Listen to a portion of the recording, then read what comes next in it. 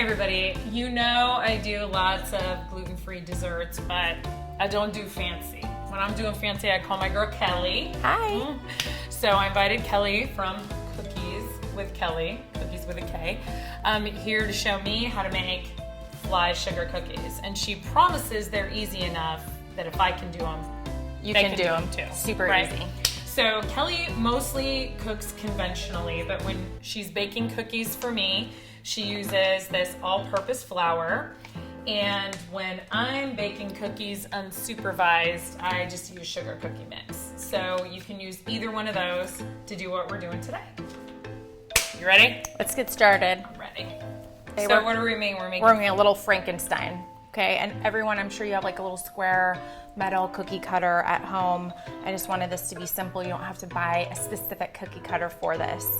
I have my royal icing already distributed in these Tipless bags, which are super easy, less washing. You don't have to like get your tip out, and they work really well for me. So I will share the royal icing recipe and a link to Tipless bags on the website. Perfect.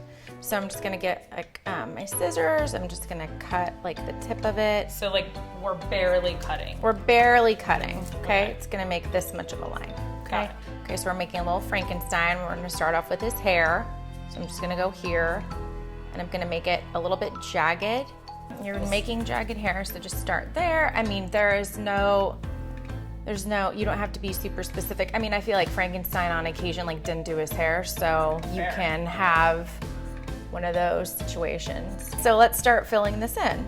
Just fill in what I drew. Just fill in what you drew. Don't feel too nervous about making sure it's perfect. We are gonna do that around this entire area. This is giving us an outline, and then we're gonna go ahead and do what they call flooding, which is fill in what we've done. Okay, so we let them sit for like 5 minutes, right? Because we let this settle. Right. Okay. Now what? Because we're gonna do the eyeballs, and we didn't want it to kind of bleed into the existing icing. We want the eyeballs to kind of stand out on their own. We're gonna do like a black eyeball here and a black eyeball here.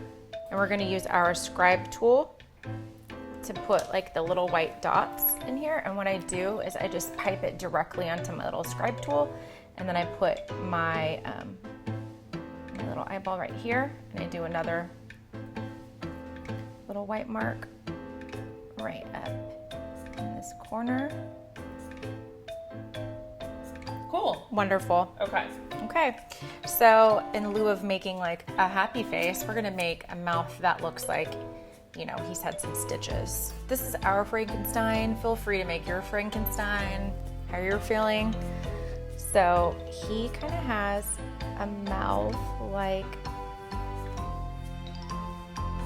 this, and then we're just gonna do a few stitches. That's why it's important not to cut your your Tipless bag too big, because these would have been really thick lines. And our Frankenstein's been out playing, and so he also has a stitches situation right here. Here, and we're just gonna make like a little tiny one. Perfect. A little gloomy. How do you feel about it? I love it. It's done. We're all done. People, this is my first fancy cookie, and you were here. Frankenstein. You can do it. You can do it at home.